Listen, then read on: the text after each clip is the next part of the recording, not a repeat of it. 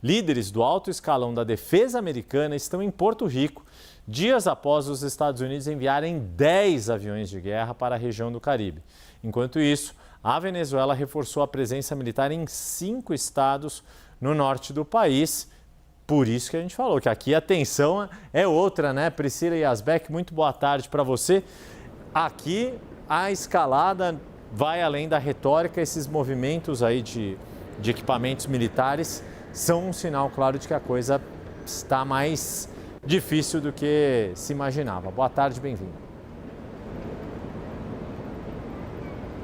Exatamente, Yuri. Boa tarde a você, a Débora, a todos que nos acompanham. Os Estados Unidos, em mais uma medida para marcar a presença militar, então, nessa região ali do sul do Caribe, perto da costa venezuelana. Agora, então, também com a visita dessas autoridades, do Pete Hegseth, que é o secretário de defesa aqui dos Estados Unidos, e também da mais alta autoridade das Forças Armadas, Dan Kane, que fizeram essa viagem, então, a Porto Rico. Foram recebidos pela governadora Jennifer Gonzalez, que falou que é uma honra recebê-los em Porto Rico. Lembrando que Porto Rico é um território não incorporado dos Estados Unidos, portanto, os porto-riquenhos são cidadãos americanos, mas eles não participam das eleições, é um território com status especial e os Estados Unidos, então, estão reforçando a presença militar em Porto Rico. Como você disse, já tinha sido noticiado, inclusive pela CNN, que 10 caças americanos foram enviados para Porto Rico. São 10 caças F-35 e também as Forças Armadas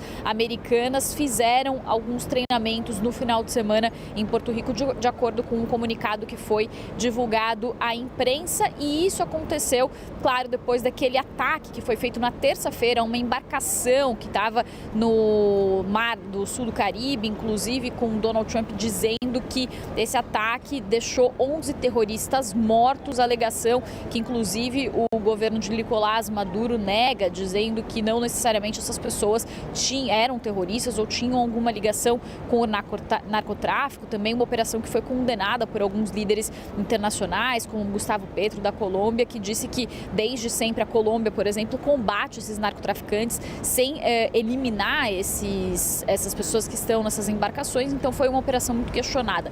Só para finalizar, Yuri e Débora, também a Venezuela vem se movimentando, inclusive reforçando a presença militar em 5 estados ao norte do país. Foram mobilizadas 10 mil soldados para 2 regiões, 25 mil para outras 3 regiões. Segundo o ministro da Defesa venezuelano, ninguém vai fazer na Venezuela o trabalho que os venezuelanos devem fazer. Ele falou que ninguém vai pisar na Venezuela para fazer o que os venezuelanos devem fazer. Foram as palavras do ministro da Defesa venezuelano, ecoando também as palavras de Nicolás Maduro, que vem defendendo a soberania nacional. O que os especialistas dizem é que, de fato, os Estados Unidos querem fazer uma pressão sobre o governo de Nicolás Maduro. Não se sabe se seria, de fato, uma pressão para depor o governo de Nicolás Maduro, como Donald Trump negou na sexta-feira, ou se seria uma pressão para que Donald Trump fale com a sua base interna de que está fazendo todos os esforços para reforçar a segurança nacional aqui nos Estados Unidos. Eu volto com vocês.